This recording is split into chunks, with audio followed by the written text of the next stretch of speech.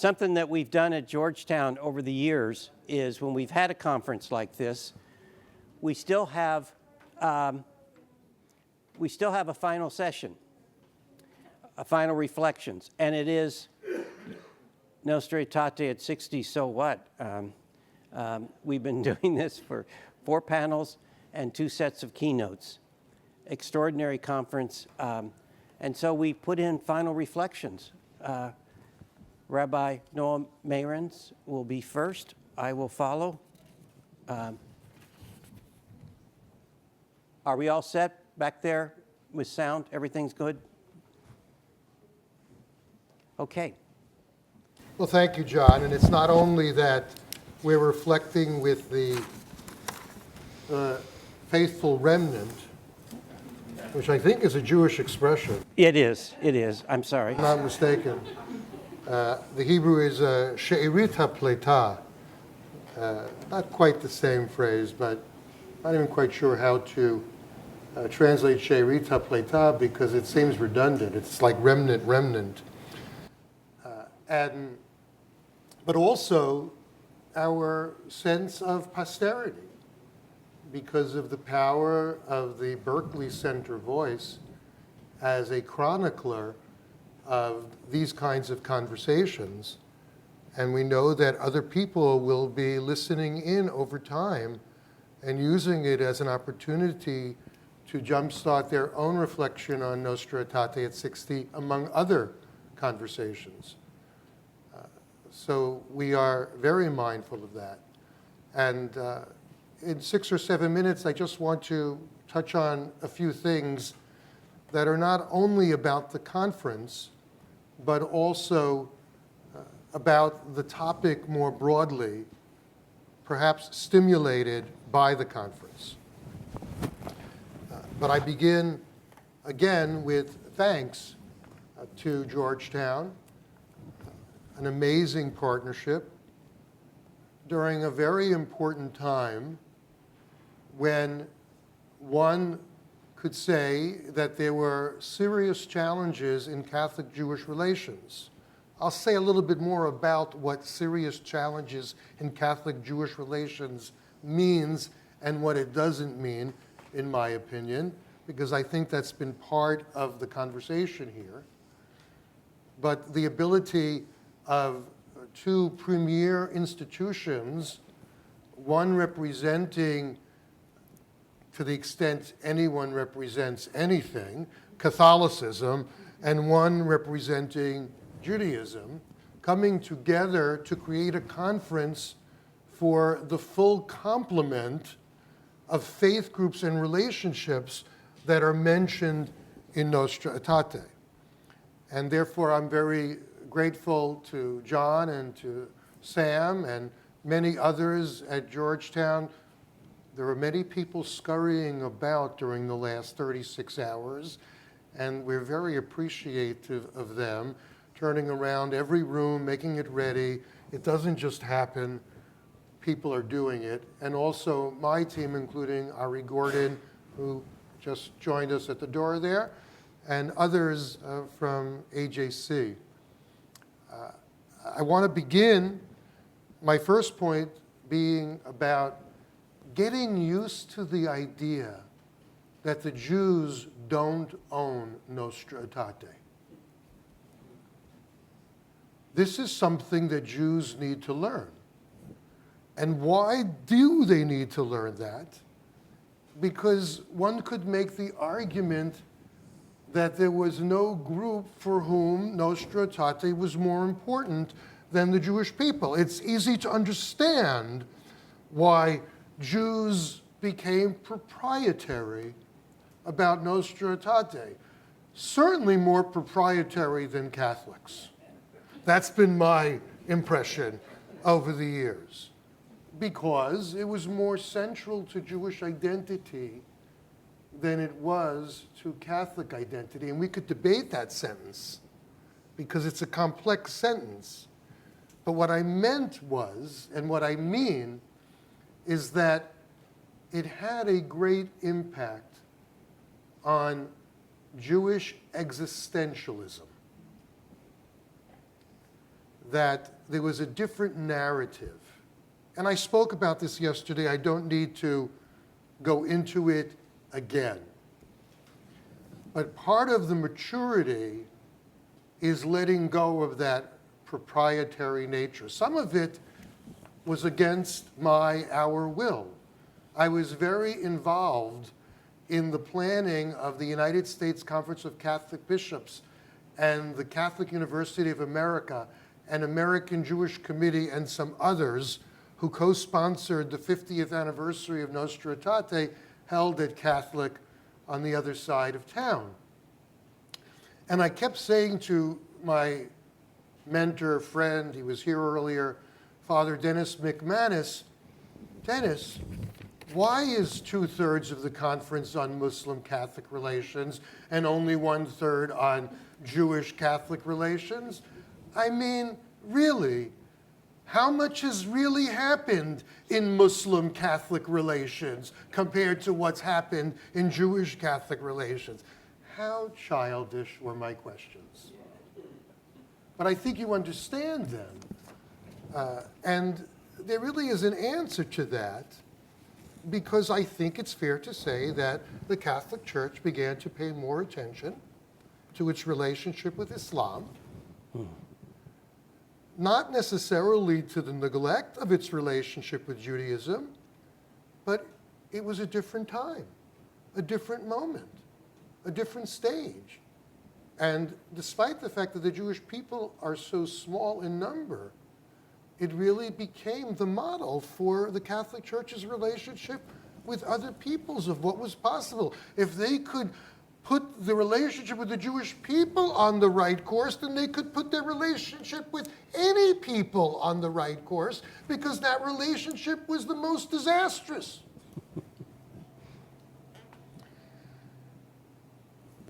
When did we find out about Nostra Aetate? I spoke about this yesterday. I don't know when I first internalized the phrase Nostra Aetate, but I can tell you that I also don't know when I internalized the content of Nostra Aetate, because I feel like I knew that my entire life. A Jew just knows this. A Jew who's been studying the Jewish people.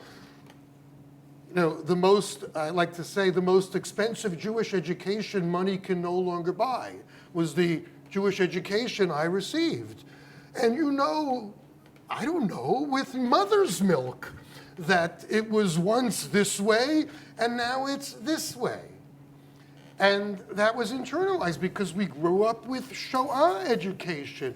We grew up with State of Israel education. And what was the premise of all of that? That was the old history of the Jewish people. And what was that old history built upon? What Nostra Aetate came to correct. So I don't remember when I was told that. But I will tell you that when you come to AJC, you come to believe, and of course this is being recorded, so I have to be careful, that AJC actually wrote Nostra Aetate. And then you become involved in the Interreligious Affairs Department. And you become a little bit more scholarly about that. And we do not deny AJC the credit it rightfully deserves in the process of the Second Vatican Council, and Rabbi Tannenbaum bringing in Rabbi Heschel, and also reception, and how that was taking place simultaneously. But one of the wonderful things I found out during the process, when my former associate director, some of you know her, Emily Soloff, who played a very important role in creating this document. In the fall of 2014, when we were still doing documents like this and not 150-word tweets to summarize all of humanity, when she wrote this, the first draft, and I'm reading it, and she has a line in there, and it says, Nostra Aetate received a lukewarm reception by AJC. And I stop in the middle of reading the galleys, and I pick up the phone. You know, in those days we called people. I said, Emily, what are you talking about? And she shows me that she discovered in the archives that AJC had two press statements. The one from the middle of October, after the vote, and then a different one on October 28th, the day of the promulgation. And the day of the vote, AJC used the following phrase: "We keenly regret." Could you imagine? AJC said, "We keenly regret the content of Nostra Aetate." And 2 weeks later, I always like to say, I wonder what happened at AJC during those 2 weeks. They changed the tune of the press release, and "keenly regret" was not in there. And I built a whole theory on that, which is in this volume edited by Pim, which was my presentation at the 50th, about the Jewish approach to Nostra Aetate. And this is very important in the context of everything we've discussed, I believe, which is that the Jewish people have been angry or ticked off or agitated by things that the Catholic Church has done. It's pretty much on an 18-month cycle, maybe no more than 2 years, all throughout this 60 years, including, let's add another 5 years leading up to the conference.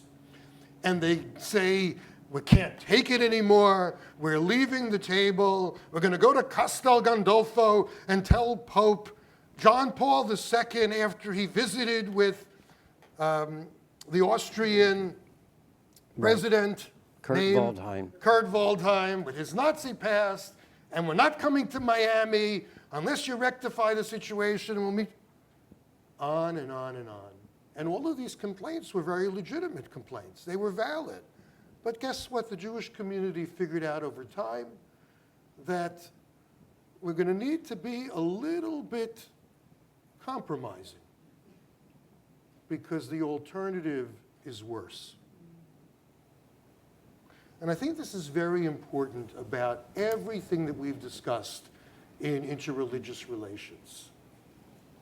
There are always challenges. Not everybody is satisfied all of the time.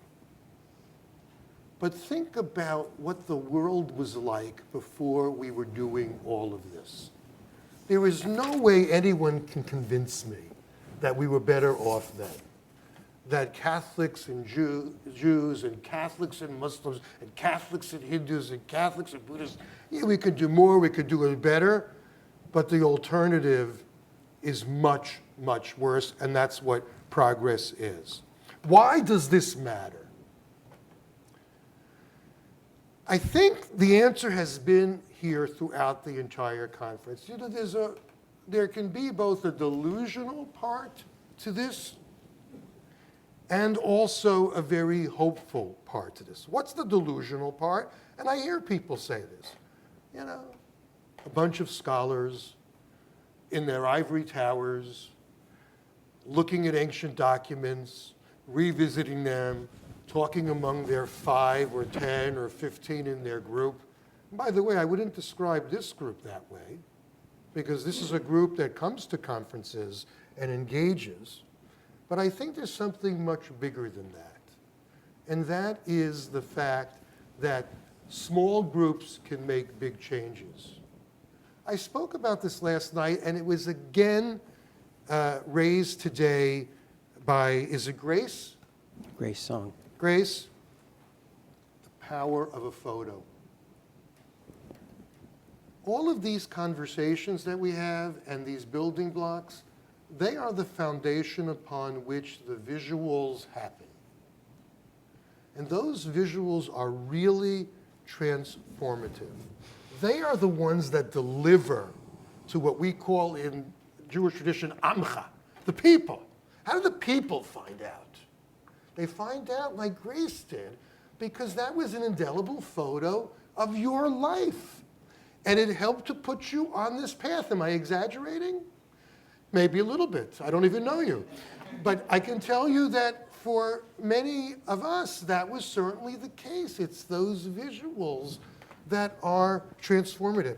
And the relationship that among my newest friends, Archbishop Flavio Pace and I have, I'm so deeply moved, not by my experience of reciting the 23rd Psalm in Hebrew when I paid respects to Pope Francis, but actually the impact it had on Flavio and the visibility of that and other people seeing it and handshakes. You know, I don't know about you, but I can tell you what it means to Jews when they see me presenting a Chicago White Sox cap to Pope Leo. Oh, and also translate Hate the Catholic Edition. It's just indelible. Or the photo on the cover of the AJC booklet on Heschel. Mm-hmm. That unbelievable photo of Heschel and Bea poring over a text 10 feet from my office at AJC in the 7th floor conference room at 165 East 56th Street. Holy ground. These things make a big difference. And the last thing I will say in this context is bringing the word hope together. Now, I don't know if it's apocryphal like it is Herzl's conversation with the Pope at the time. Who was it? In the early 1900s, I think it was a Pius. Pius the 10th. Pius the 10th. Of course, we only have Herzl's diary entry. Right. Right. And then it becomes fact in history books. He speaks out. That this is what Pius actually said to Herzl. No, it's what Herzl wrote in his diary book about his impressions of his conversation. And what Jules Isaac wrote in his book. Yeah, that's what I'm getting to. Jules Isaac, tells the story of John the 23rd at the end of the conversation. Do I have hope? And John the 23rd, according to the apocryphal story, says, oh, you have more than hope. Am I getting it more or less right? And I think it's Jules Isaac's report. You have more than hope, yeah. Right. I don't think it's some historian who was sitting there. Not that a historian could necessarily be trusted. But it was Jules Isaac who reported it. Because that was the word that would come to a Jew. The word hope, tikva. And it's still to this day. The Jewish people are still singing a national anthem, which became the anthem of the state of Israel, but it's the national anthem of the Jewish people. And what's the most important line? Od lo avda tikvatenu. We still haven't lost our hope. Now, what does that mean?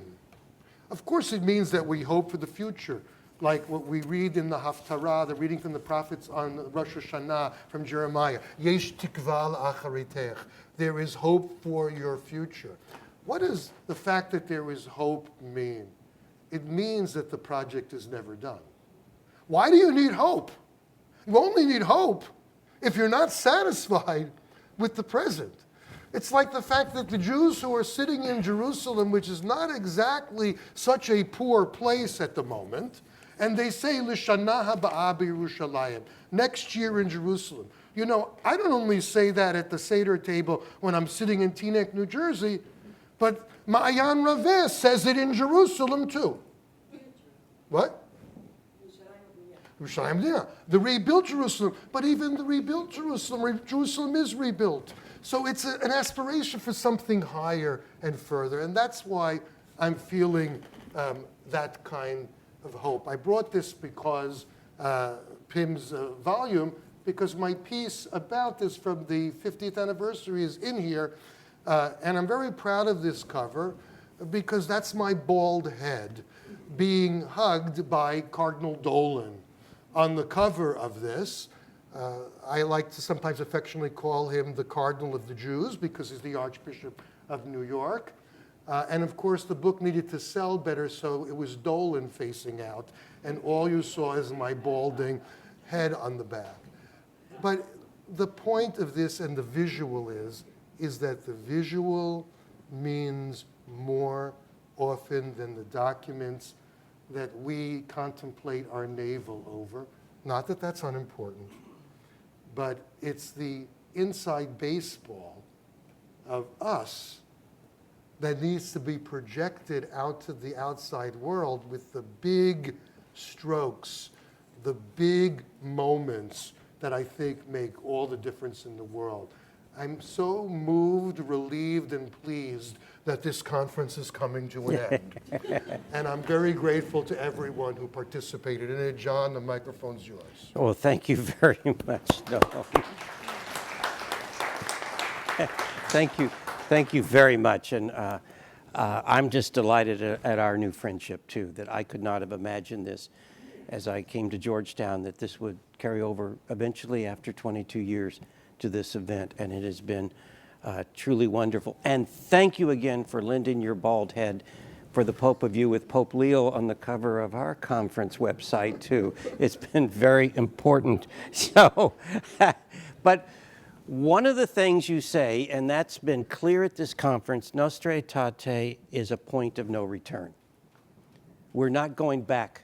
We're not going beyond it, back before. We are where we are, and we've been 60 years. We're moving ahead in new directions and newer directions, and I think that's extremely clear from what you have to say.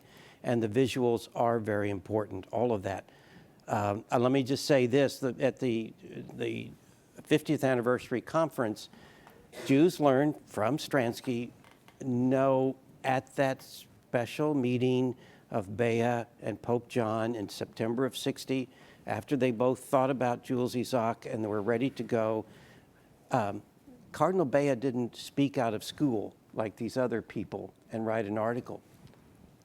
We don't know what happened, but in Stransky's view, Pope John could not have said to him, I want you to write a text on the Jews, because they didn't know what was going to happen. They didn't know what the Secretariat was going to do. They didn't know if it would be permitted, if it would write its own drafts. It was a Secretariat, not a commission. And it wasn't until February of 1962, the February of the year the Vatican II opened in September, that because the Commission on Theology had ignored the recommendations of the Secretariat, that Pope John says, you have my permission to do a draft on Jews and a draft on religious liberty. And that was it. So, but after he had fixed the Good Friday prayer. Oh, yes, he had fixed the Good Friday prayer in '59. So, and he had greeted a whole grouping of Jews that had come to Rome, I'm Joseph, your brother. B'nai B'rith International, the sister organization of AJC. So all of that was so very important. Now, the next realization is that you've come to know is that AJC was a very helpful working partner, but when they got their material in, the first draft was already done. But the assurance is this, it's not that you wrote Nostra Aetate let's clear that up. It was unclear to me. But you assured, what you wrote assured the writing committee that they were writing the right thing. And as said earlier, they tried to cover as much of the 10 points of Seelisberg as they could. They got 9.5. They couldn't comment on the land. But they felt like what AJC wanted to say, we were going to say. Some of that got taken out. And AJC was not unlike the bishops. When the vote was taken in mid-October of 1965, there were as many as 240 negative votes to some of the material in number 4. And what happened in the next 2 weeks? Well, that dwindled to 88 in the final vote when it was promulgated and they signed their names. 88. So the same thing happened. Some people, yes, this very disappointed, but it didn't have this and this, but let's run with it. And of course, you have every right to think that Jews have owned Nostra Aetate because it's such a part of American Jewish consciousness. But in other parts of the world, in Japan, in India, of course, they began to run with the other parts of it. But this has been very helpful doing the conference this way because of the times that we're in. And that is, again, we had some tense moments, but not really, because I trusted this man next to me. that he was speaking the truth and that he was authentic. And we didn't need to talk on the phone or by email. We really needed to talk in person to say some things that we needed to say. And we went ahead. And I have to say that this has been a great gift to Georgetown. So thank you. You have brought a great gift to us at this particular moment in history, at this particular time that we're all facing. So I want to thank you for that. We are going to do something more expansive in 2 months on Christian-Muslim relations when Cardinal Fitzgerald will be here, who worked for years in Christian-Muslim relations, as many of you know. He's going to be in town, and we've brought in 2 very fine scholars to complement the political and religious implications of the 60th anniversary for Christian-Muslim relations. And then another panel, Pim is returning, and with some older and newcomers, again, the same arrangement to talk about the future. So we're continuing. And social friendship, a lot of that everybody talked about as a way to kind of avoid the theological discussion. Now, one of the things that happened was the theologians began to move much faster than the religious authorities. And so a division took place in the Catholic world between theological circles and church dialogues. And it worked out better in Jewish circles, Jewish Catholic dialogue, official. It worked out better because of the amount of material that went into Nostra Aetate 4. But in other terms, often the theological dialogues where Panikar was involved. Panikar wasn't asked to be in part of any stuff in the Vatican. People were pushing envelopes and so forth in theological discussions. In fact, that conference in Bombay, 1964, Pope Paul made 2 trips, which Pope had not done for a long time. He went to the Holy Land, historic, and in January he spoke in Bethlehem and addressed monotheists, which was an extraordinary step. Monotheists from Bethlehem, where the Christian population is. And he went to India. And before him, there was a conference of several scholars that Joseph Neuner, the Indian Jesuit who helped write Nostra Aetate 3, put together. Hans Küng was there, as well as a couple of other scholars, and something was said about, is dialogue going to replace missionary activity? And this blew up in the press, and Neuner had to do an article. He did an article, and an article in the tablet had to be written about, no, this is not. So the debate began then, dialogue or mission. What are we after? Conversion, mission? Is dialogue a part of mission? All of this stuff. I'm dialoguing because of the mission of the church with you. No, you're intrinsic to me some way. It's different. But I mean, that became so theological. So that was hard. But we're moving ahead. I think Pope Francis moved it ahead a step. We talked about personal relationships and how important these were in terms of moving everything forward and how important that was.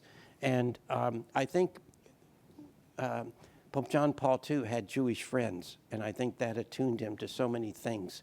And his friend, his boyhood friend who survived the Holocaust, but he saw what had happened. His boyhood friend who used to wait for him to finish serving Mass so they could go play soccer.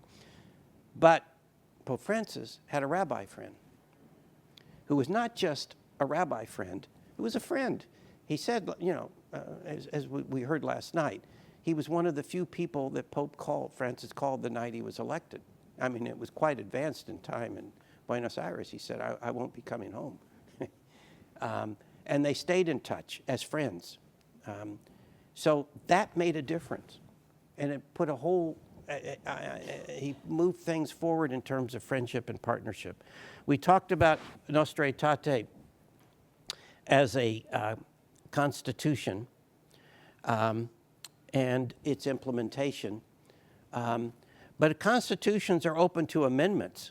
So we have heard about Nostra Aetate 2. You said 1993 fundamental agreement was Nostra Aetate point 2, right? By the way, it even mentions it. People don't notice it. If you look at the fundamental agreement, it mentions Nostra Aetate, that somehow this is a continuation of the process. So that's one thought. John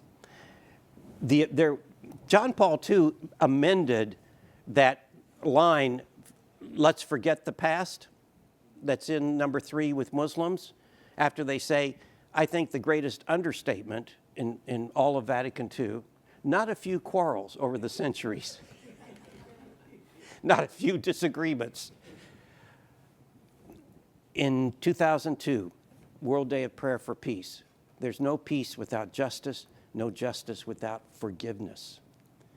And the healing of memory, that was the year of the healing of memory, the run up to the millennium, all of that stuff was in their minds.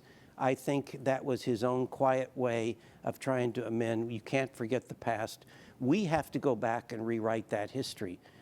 When enough Jewish scholars have learned Greek, and we have all these Jewish scholars talking to us about the New Testament. And the Jewish annotated New Testament is something I look at before I write about a New Testament. Unthinkable before Nostra Aetate. When Muslim scholars begin learning Greek and reading the New Testament, great step forward. We look forward to when that can happen. But we need to get scholars together to work on our history and to get the full perspective out of the history over the years. As you began devoting yourself to an AJC and Jewish donors and everybody, Paulus Press, the stimulus books, all of those things. Eugene Fisher was getting his name on book after book after book as he was being published by Jewish agencies. I do know this 18-month cycle that you all go through, and it helped me because Eugene Fisher was going through it, and I'm sitting there in my office in October of '94, waiting to go to Rome for a World Conference of Religion and Peace in Rome, and Gene comes in and he drops Crossing the Threshold of Hope, Pope John Paul II's little book he brought out on the side. This is not really the bishop, this is me, but it really made an impact. He said, Gene got it. I got to get ahead of Jews on this. I want to be prepared if he says anything that I got to deal with. He said, I have no problems. You got problems. And sure enough, negative soteriology on Buddhism and something else on Islam. And I went to Rome with that news, and they weren't aware of it. I was still a consultor, saying, we have this. And so we were prepared. And when Buddhist monks boycotted Pope John Paul II in Sri Lanka, they had a context for this.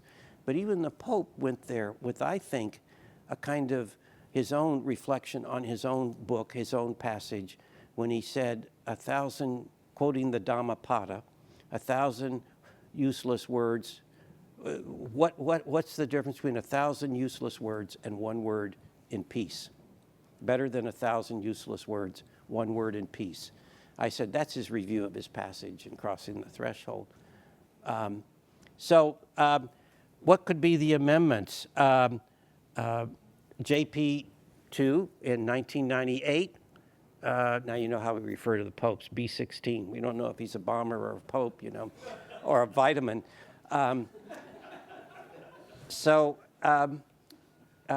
He spoke about founders, a very beautiful passage at a public audience in 1998.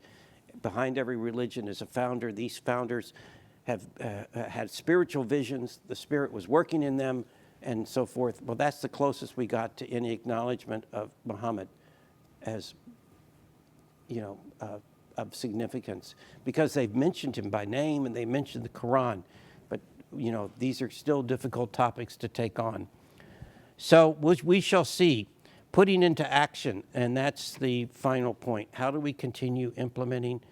I think we still need these tight theological dialogues like the Building Bridges concept of bringing Muslim and Christian scholars together to ask some of the hard questions, because the effect is to broaden the minds of both, and that will have a ripple effect in the academic worlds and maybe in other worlds. So that serves a purpose. But, the dialogue of life, the ordinary dialogue that ordinary people have. Peter Fan, one of our great theologians, who's been here at Georgetown, he's now in phased retirement, but he would talk about how his mother, who was a refugee, they were all refugees from Vietnam in the 70s, his mother formed friends with other Vietnamese in the refugee committee, Buddhists, and these Buddhist ladies would get to, and Christian ladies, Catholic ladies get together, and they go to one another's churches and temples. He said they would never do that in Vietnam, never do that. But the friendships that people formed on the ordinary lived level, the dialogue of life, can be as profound as those theological discussions. And so somehow we have to work at building friendships on that level, and the social friendships that lead to the benefit of others. And you do want to ask the question, at the beginning of Fratelli Tutti, you talk about how your friendship with Ahmed Al-Tayeb of Al-Azhar is what inspired you to talk about social friendship and in Fratelli Tutti, just as your friendship with Patriarch Bartholomew inspired you to write Laudato Si because of his commitment to ecology in the future. Are these friendships the same? Is this as intense? Was it that kind of a working relationship? This is more than a social friendship, I think. Bartholomew was the first Greek patriarch, Orthodox patriarch, to come to a papal installation. How many centuries? 1,000 years. Yeah, yeah. 2 times now, but from a very long time. So how do we get people engaged at all levels? And this is not a time that promotes dialogue. This is a time that promotes targeting and victimization. We have even more work. In my own work in Christian-Muslim relations, which I was hardly prepared for because my languages were Vietnamese, Sanskrit, and Chinese. Vietnamese was taught to me free. Unlike Graham, I had to deal with it in 1970, and I worked with many fine Buddhists in the Vietnamese army. But I came back committed to do history, religions, and theology, which Fordham was doing, and Sanskrit was our language, but I learned some Chinese. But I wasn't prepared with Arabic, but that became what the bishops wanted, rapport with Muslims. Every time we'd have a crisis, and John Esposito here at Georgetown had the same experience. We're back in a hole. We're back speaking out of a hole. We got to get rid of the stereotypes before we can talk about what we can do together, what we as a church see, how we see this opportunity. So all of these things, the setbacks, and it continues, and we have to get past that. So, but I want to say, I think This is going to be your final word. it's my final word. Because it's 3:14. It's 3:14. My final word is, this was worth doing because I think we gained new perspectives, and people will be able to see those online. Thank you all for your participation. This would not have been without AJC's help, and so we're grateful to them, and it's really part of what Georgetown is about. Right back at you. Okay, thank you.